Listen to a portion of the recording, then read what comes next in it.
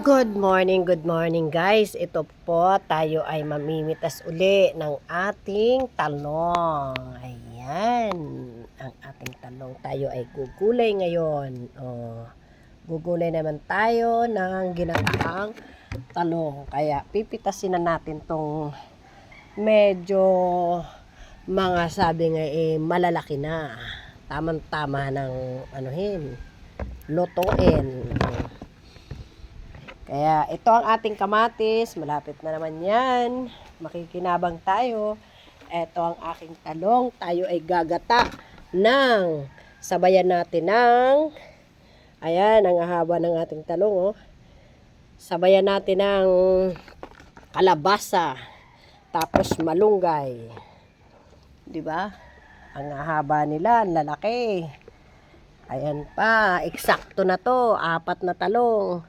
Kaming nanay ko lang ang kakain dahil wala yung mga anak ko. Tapos kukuha tayo ng pangmanghang.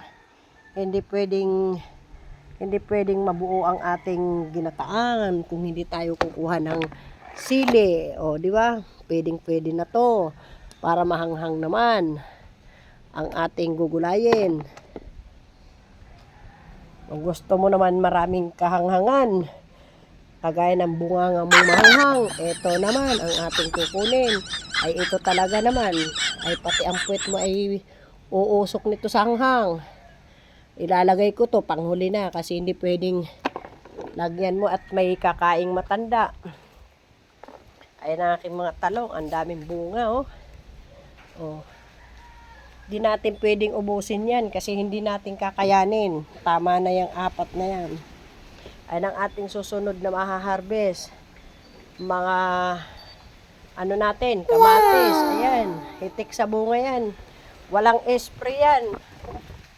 Pinang ko lang dyan yung mga hinugas sa bigas. Daming bunga ng ating talong. Hindi ko pwedeng pitasin yan kasi hindi ko pa naman mauubos. Masasayang lang yan. Tapos sasabayan na natin ngayon ng malunggay. Ayan ang malunggay. Mga ilang lang to, ilang dahon lang. Hindi natin kakayanin to sa Ayan na ang ating hiniwang malunggay at saka talong. Kalabasa. Pagsasama-samahin yan natin.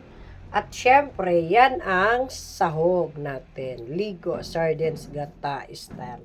Kaya yan, gagata natin at abangan nyo ang luto na. Ayan na, luto ng ating gata. Yummy, yummy.